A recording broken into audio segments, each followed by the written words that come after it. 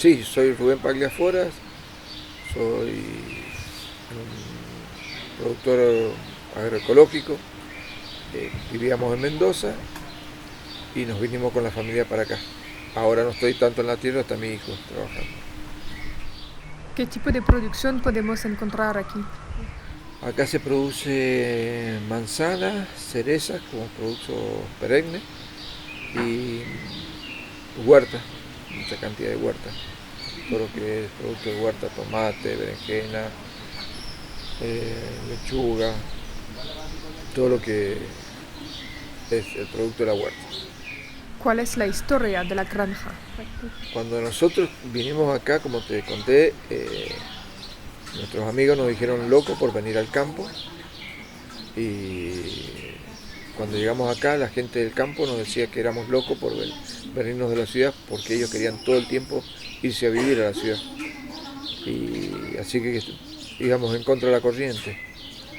No sabíamos nada de agricultura y cuando llegamos tuvimos que aprender de todo y lo que nos dimos cuenta era que se tiraban una cantidad de agroquímicos que era algo que no era ilógico.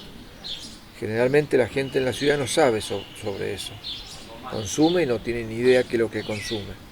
Cuando vos hacemos ese cambio, ahí damos cuenta de lo que echan y de lo que estás comiendo.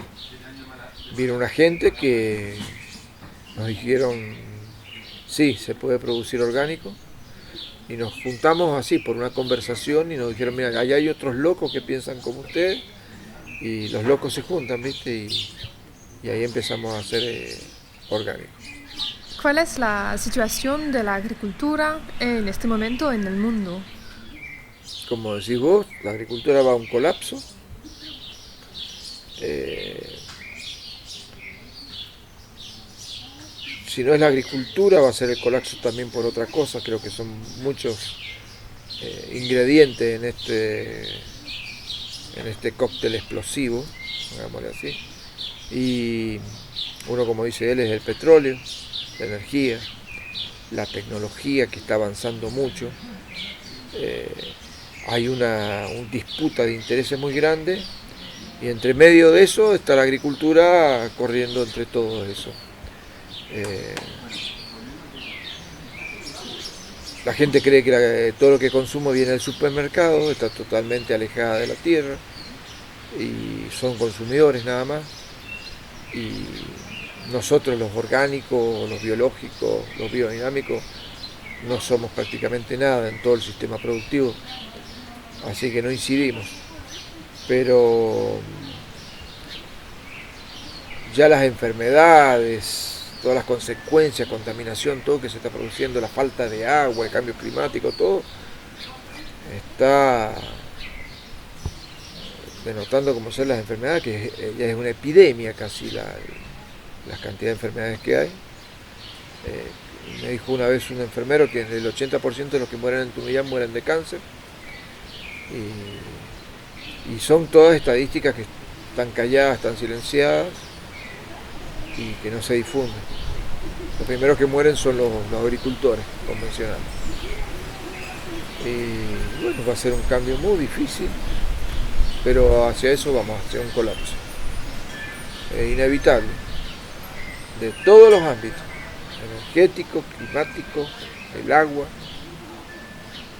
agricultura, tecnología, disputa de intereses. Desde 100 años hay una constante de 800 millones de personas muriendo de hambre en el mundo. ¿Qué pensar de esto? Una vergüenza. Es algo, un crimen de lesa humanidad. Un tercio de la comida que se produce se tira. Es tristísimo eso. No sé si deberíamos hablarnos de civilizado, incivilizado. Cuando llegó el hombre a América eran los indios los brutos, los ignorantes. La civilización los eliminó, el mayor genocidio de la historia. después de tanto lágrimas, sudor, muerte y horror, llegamos a la conclusión que los indios tenían razón. ¿Cuánto costó aprender eso? Y que estamos empezando a redescubrir. Y los indios no nos entendían a nosotros. Un indio dijo, creo que fue Jerónimo, que el hombre blanco sabe hacer todo, dice, pero no sabe compartir. Y todavía no lo aprendemos eso. Y es tristísimo que se hable todavía en este tiempo de hambre en la tierra. Y nos vienen, son los mismos dilemas que desde los filósofos de Grecia se venía hablando. Han pasado más de 2000 años y seguimos hablando lo mismo. Y con todo el progreso y con todo lo que ha habido. Muchos males son los que han habido en la tierra y los que hay todavía. Religión, fanatismo, manejo por intereses del progreso, manejo de la tecnología. Así que nos falta aprender un poco más y creo que va a ser muy duro para aprenderlo. Y bueno, como te dije, hay dos formas de aprenderlo, por amor o por dolor. Y siempre elegimos la segunda. El hambre en el mundo es una vergüenza. Así que bueno, no sé si lo aprenderemos, que espero que sí. ¿Cómo podemos explicar esta situación? ¿Por qué es así con esta agricultura intensiva? Todo por negocio. Todo es un negocio. La agricultura es un negocio, la salud es un negocio, la educación es un negocio, la justicia es un negocio. Una vez había una persona que dijo, la justicia es un negocio. ¿Cómo que es un negocio? Y sí, todos se quejan porque hay ladrones, porque hay criminales, dice.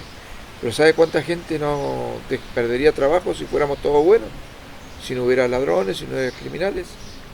Vive la seguridad, vive la policía, vive el juez, vive el abogado, todo el sistema de justicia. Necesitan ladrones. Entonces el locutor se agarraba la cabeza, no lo podía entender, pero es así. Y la agricultura es un muy buen negocio. Yo primero te enfermo y después te doy el remedio para que te cures, o digo que te curo. Bayer hace agroquímicos, primero te enfermo y después te doy los remedios supuestos que te van a curar. Buen negocio. Estados Unidos hace las guerras, destruye países y después ellos ponen las empresas que reconstruyen al país. Siempre la misma. Hacemos de abogado del diablo. ¿Cuáles son las ventajas de este tipo de agricultura intensiva? ¿Las ventajas? Ninguna. Si nos llevan al colapso, ¿cuál va a ser la ventaja?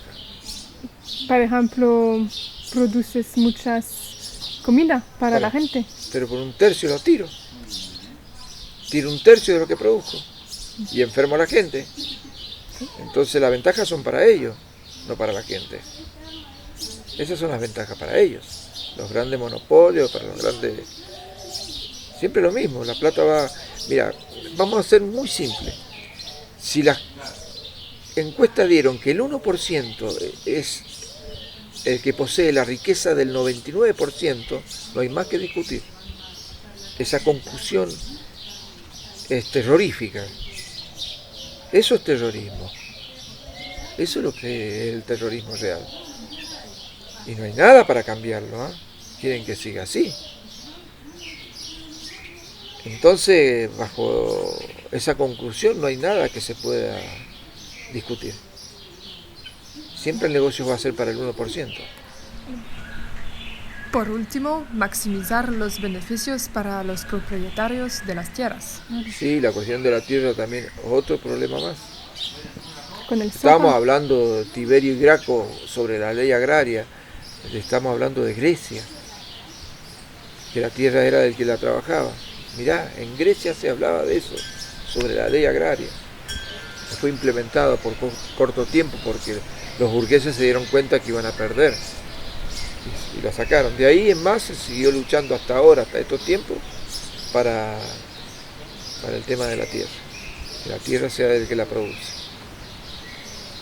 Entonces, digamos, claro, es conveniente hacer grandes extensiones, la agricultura intensiva, producir mucho alimento en cantidad, y yo soy el dueño de la tierra.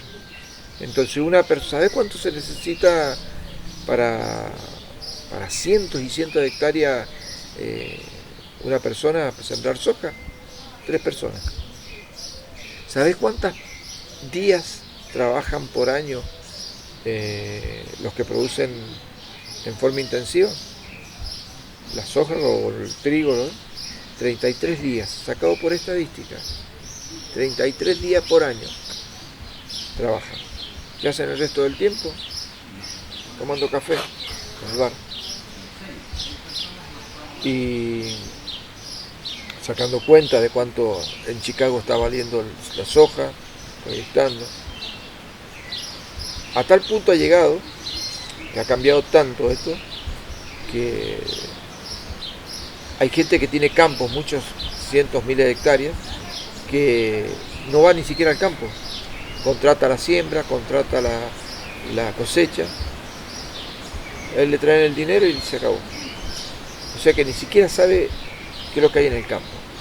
Cambió totalmente el modo de cultivar.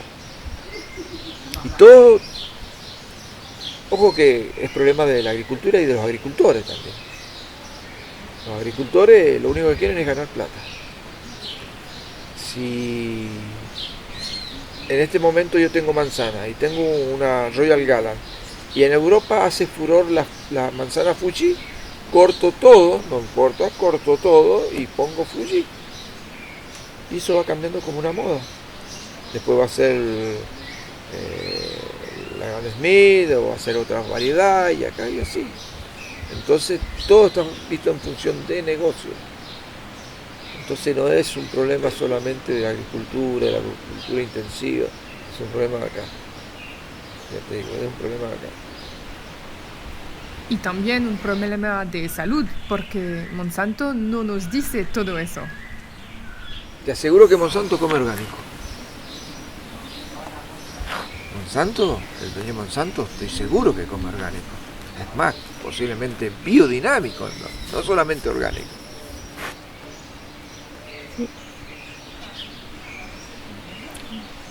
La mierda para los chanchos, ¿viste? El desperdicio para los chanchos. Un poco como los fundadores de Facebook, Google, Apple, que prohíben a sus hijos usar Facebook, Google o Apple, finalmente. Todo es así, todo un gran negocio. Además, cuando se habla de materias primas, ¿cuál es el enlace entre la agricultura y el petróleo? Básico. Pero supongamos lo que yo te planteo, la electricidad no se utiliza casi en la agricultura, no se utiliza. Se puede hacer un tractor o maquinarias eléctricas, se pueden hacer. Es cuestión que se pongan.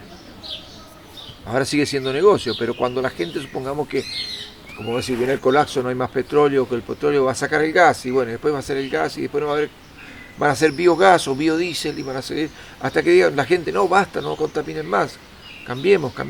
Bueno, y van a hacer algo eléctrico. Y bueno, ¿y dónde vamos a sacar la energía? Y podemos sacar la eólica, del sol, o con el gas residual podemos producir energía para cargar las baterías, sí, se puede hacer. Pero es difícil producir tanta electricidad solo con el sol o el viento. Mira, antes había células fotovoltaicas. Después hicieron membranas fotovoltaicas. Ya han hecho pintura fotovoltaica. Pintura que produce electricidad con la luz. Lógicamente tarda mucho más tiempo en que llegue eso, que lo descubramos y todo. Hay cosas que están frenadas por una cuestión de intereses, nada más. Pero es cuestión de tiempo que se encuentre la... Es más, yo te digo, nosotros debemos tener un atraso de, no sé si de 1000 años. Mira, en el mar Adriático se encontró la computadora más antigua. Era una estructura así, una maquinaria de bronce llena de engranajes, 64 engranajes creo que tenía. Predecía los eclipses, predecía el movimiento de la luna, predecía hasta creo que los, no sé si hasta los cometas, el tiempo que tardaban. No la entendía muy bien, se había deteriorado y buscaron una persona que sabía mucho sobre engranajes para que le hiciera funcionar otra vez. Hicieron una réplica, le hicieron funcionar. Pero no sabían bien cómo funcionaba. Y una persona había comprado un libro en esas ventas de garaje muy antiguo que era de versículos religiosos. Cuando estaba mirando el libro de estos versículos religiosos, se da cuenta que al trasluz había como otra información que estaba borrada y estaba escrito encima. Entonces lleva el libro para que lo analicen y era digamos, el instructivo para la máquina esta que era una computadora. A engranaje, computadora. Y ahí descubren todo lo que calculaba. Como era muy caro el papel, borraron todo, la religión, y pusieron versos religiosos, y qué sé yo, oraciones y todo eso. Esta máquina calculaba hasta la potencia que debía tener un objeto para salir de la atracción de la Tierra, poder salir de la atracción de la Tierra. ¿Sabe cuánto calculan los científicos que se perdió? ¿Cuánto tiempo perdimos? Aproximadamente 2000 años de progreso.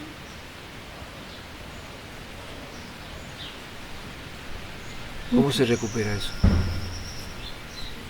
2000 años.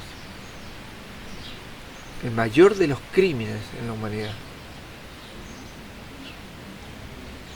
No se ve, entonces quizás no son 1000 años, quizás son más de 1000 años. Entonces, si vos sacas una relación, si en el 1900 se hizo el primer vuelo de avión, fíjate de 1900 hasta ahora lo que ha avanzado la tecnología. Es infernal. No había ni teléfono. Mirá lo que hay ahora. Es impresionante. ¿Pero vos crees que eso nada más ha avanzado? No. Han avanzado muchas cosas más, pero están escondidas, están en silencio. No es conveniente, no es necesario ahora. Pero si en el 1900 también hubieron muchas luchas sociales para trabajar menos, que se trabajaban 10, 12, 16 horas, bueno, se lograron trabajar 8 horas. Pero de 1920 hasta ahora, con toda la tecnología, se podría trabajar menos también, pero no es conveniente. ¿Por qué? Porque hay que dividir la ganancia en menor tiempo y tendría que repartirse más. Y los que están arriba no quieren repartir más. Entonces, pero también se produce otra cosa. Si yo trabajo menos, ¿qué hace generalmente la persona? Generalmente se emborracha y hace fiesta. Entonces no es solamente el que está arriba, sino también el que está abajo. Son muchas las cosas que se combinan, que hay que cambiar. No hay que cambiar solamente arriba, hay que cambiar abajo. Entonces estamos así también porque quieren que estemos así, pero tampoco nosotros queremos cambiar eso. Y para cambiar se necesita mucho huevo. Pero si es posible producir suficiente electricidad sin materias primas, con petróleo, viento, ¿no hay colapso? Si lo quieren. El colapso también puede ser provocado, porque saben que ya es muy difícil controlarlo, ya te dije. Ellos no son estúpidos, saben que están contaminando, pero hay dos formas de controlar esto. Controlemos la humanidad, si hay demasiada gente ya. Ya no es más difícil viajar, ya no es más difícil encontrar un lugar. Hasta para reunirnos nos tenemos que ir ahí a Suiza, en medio de la montaña, para tratar nuestros asuntos. La gente hace manifestaciones en todos lados. Esto hay que controlarlo de alguna manera. Se están despertando mucho. Y bueno, hagamos una epidemia, hagamos una guerra, hagamos algo para que baje la cantidad de población. Y otra vez comenzamos el ciclo a mantener como arriba. El colapso puede ser, el climático es uno, ya te digo, son muchos los factores. Económico, social, son muchos los factores. Que va a colapsar, va a colapsar. Yo te dije, si quisieran, podrían cambiarlo. Se podría hacer. Como yo te digo, puede haber un robot para trabajar en agricultura orgánica, si se quisiera. El problema es que no se quiere, entonces el problema es otro de raíz. Somos nosotros el problema. ¿La permacultura o la agricultura orgánica pueden ser una respuesta al colapso? Hay un cambio interior, ¿no? Tiene que haber un cambio interior. No es suficiente. No es suficiente, tiene que haber un cambio interior. ¿Y qué piensa la población? ¿Tú tienes prejuicios? Prejuicios. No entiendo. Un juicio antes, sí. un prejuicio. Y seguro que la mayoría de la gente dice, no, yo no tengo prejuicios. Ahora te voy a explicar qué es lo que es un prejuicio. Estamos llenos de prejuicios, cientos de prejuicios. El hecho que yo te diga que tú eres francesa, aunque sea cierto, ya es un prejuicio. El hecho que yo te diga que vos eres una mujer, también es un prejuicio, aunque sea cierto. ¿Cuándo no hay más prejuicios? Cuando solo veo un ser humano, nada más. Ni siquiera el sexo. Ahora fíjate cuánto tenemos que limpiar para cambiar. ¿Viste cuando hay un colapso, un desastre muy grande? A veces la gente se une para ayudarse. Y no le importa si tiene dinero o no tiene dinero, si es blanco o es negro. Ahí aprendemos. No importa si el dinero no sirve de nada. Ahí aprendemos. Es lamentable, pero es así. Entonces el problema lo tenemos nosotros. ¿Y qué hacemos? ¿Quieres añadir algo más?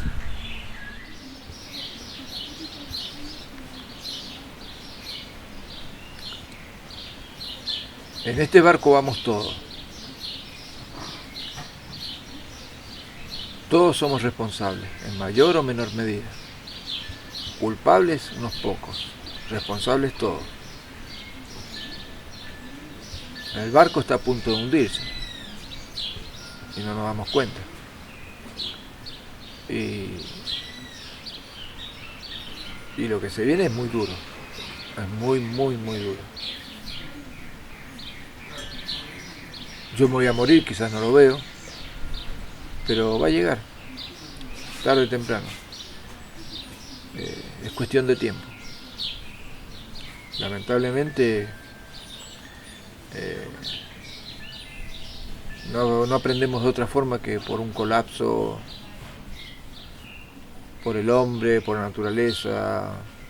Solamente así se aprende. Y ese es más o menos el futuro que van a sobrevivir aquellos que tengan la capacidad de perder los prejuicios, la capacidad de ver en otro ser algún ser humano, la capacidad de comprender de que en este mundo no estamos aislados, sino que estamos dentro de la naturaleza y somos parte de la naturaleza. Y va a costar mucho. Pero así todo, con este pronóstico tan trágico y grave, yo me considero optimista porque finalmente vamos a aprender. Y me dicen que soy pesimista, no. Soy optimista porque finalmente sé que vamos a aprender. Va a ser doloroso, como parir. En el momento de la aparición la madre no tiene nada de optimismo, tiene dolor nada más, dolor y dolor y dolor. Cuando termina el parto es una alegría, se olvida el dolor. Y eso es lo que nos va a pasar. Muchas gracias, Rubén. Más concretamente, ¿cómo funciona la vida en una granja? No fue fácil al principio, ¿no? Hablando económicamente, al principio era muy difícil, pero desde el momento que hicimos un mercado interno, que no fue fácil, fueron 4 años de ir y volver a Mendoza, a veces con el combustible nada más, sin ganancia, y haciendo mucha docencia, explicándole a la gente orgánico, y qué es lo que es orgánico, y no sabían qué es lo que era orgánico. Y fue muy duro, hasta que empezó a gente a enterarse más. Y otra de las cosas que nos ayuda son los errores de ellos cuando contaminan y hay con la minería, contaminan el río, hay cianuro, salen todos lados y la gente dice, ¿cómo? Y tiene cianuro y mataron 40 cóndores en la montaña porque echaron veneno a una oveja para matar a un puma y vinieron los cóndores, comieron. ¿Y qué le echaron? Y furadán, pero ese es un agroquímico que se echa al tomate. ¿Cómo eso comemos nosotros? Y toda esa misma información de los errores, de las cosas que cometen ellos, a nosotros nos ayuda. Porque se difunde y se da cuenta a la gente lo que le están dando de comer. La gente antes comía un tomate y estaba bien, feliz. Pero ahora ha llegado al punto que comes un tomate y te duele la cabeza. Entonces, eso hizo que también la gente empezara a tomar más conciencia. Habían ahí clientes que dicen, cuando yo comencé a comprar cosas acá, no entró una aspirina más en mi casa, dice. Cuando empecé a comprar esto, dice, me olvidé del médico. Y entonces esa conciencia, eso de a poco ha ido creciendo. Y ya todo el mundo, cuando nosotros empezamos decíamos orgánico, no entendía nadie nada. Y empezamos en el 2005, ya llevamos 14 años con la bioferia. Y no se puede negar ya. Entonces eso provocó también que la venta directa de todos los productos nos diera, digamos, la parte económica estuviera mucho mejor. Pero no es lo más importante. Si bien ayuda, no es lo único. Eso hay que tenerlo claro, yo lo tengo claro. No va a ser la panacea la agricultura orgánica. ¿Qué te hizo salir de la ciudad y venir al campo? ¿La voluntad de cambiar tu vida? Sí, porque ¿Por qué? yo de niño ansiaba vivir en el campo. Y todos nosotros nos gustaría mucho ir al campo. Ya mis padres venían de ser muy del campo.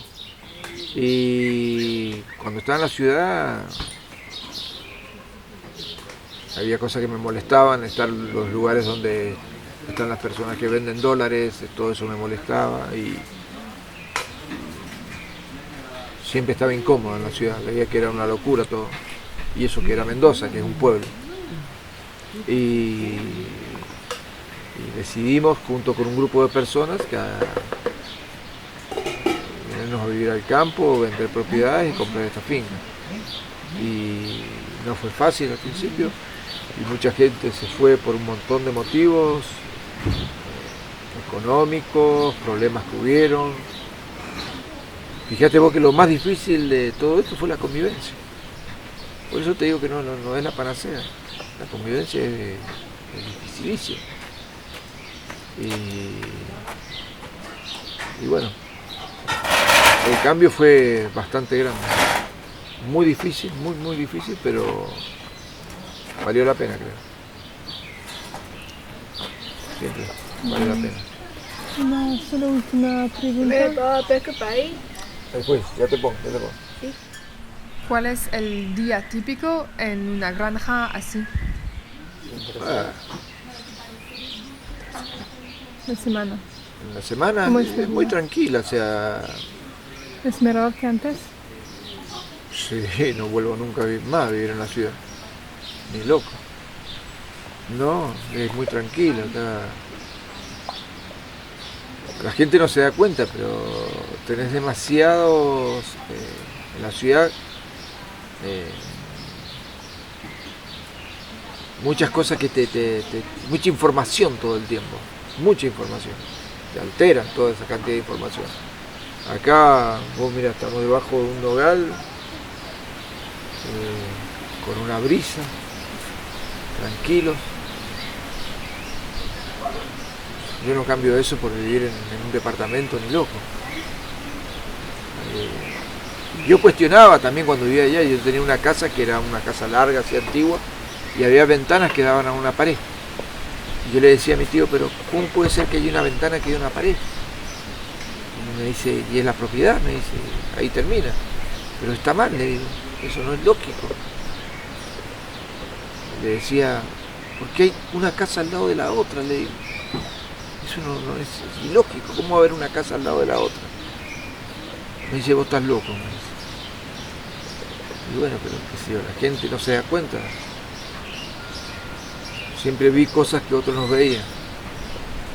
Y creo que eso también a veces son las diferencias que tiene uno, ver cosas que otros no ven. Y un enfoque más filosófico sobre la vida, que sé yo, y fue lo que hizo que viniéramos para acá. No es fácil, no es fácil. Ya te digo, no busqué lo fácil, no es fácil. No es fácil. ¿Qué es difícil? Qué bueno es el verano. Difícil. Primero tenés que aprender a que podés perder. Si no tenés la idea de perder, que es lo que a la gente, la mayoría, tiene terror a perder, no. Tienes que tener el valor de saber que puedes perder. Enseguida, sí. Decía al Jeremy. Al Jeremy decía. Y si no tenés esa concepción de que podés perder y que te va a ser difícil y que es prueba y error, esa es la parte más difícil. La parte de adentro, acá. O sea, suponete, nosotros teníamos una camioneta vieja que estuvimos un año empujándola. Porque no arrancaba, porque estaba muy vieja y ya no funcionaba. Y no había dinero, y no había dinero, y no había dinero. Hay que tener mucha convicción para seguir así y decir, bueno, y seguimos, y seguimos, y seguimos. Y eso la gente no está dispuesta muchas veces a hacerlo. Esas situaciones fue la que provocó que mucha gente también se fuera. Porque ahora sí también es muy lindo estar acá debajo del hogar, tranquilo, pero cuando tenés que ir a trabajar al campo y agacharte y que te pega el sol, o te estés pasando el tractor y te tragas toda la tierra y te tragas un montón de cosas, terminás a la noche y te duele la espalda y te duele todo. Encima, si vos plantás y haces un montón de cosas, no quiere decir que te va a ir bien. Si haces todo bien, todo perfectamente bien, solamente tener el 50% de posibilidad de que te vaya bien. El otro depende de la venta, de la economía, de que te paguen, del cheque, de agregar el clima. Entonces no es fácil. Pero bueno, si buscamos lo fácil, siempre. Muchas gracias, Rubén.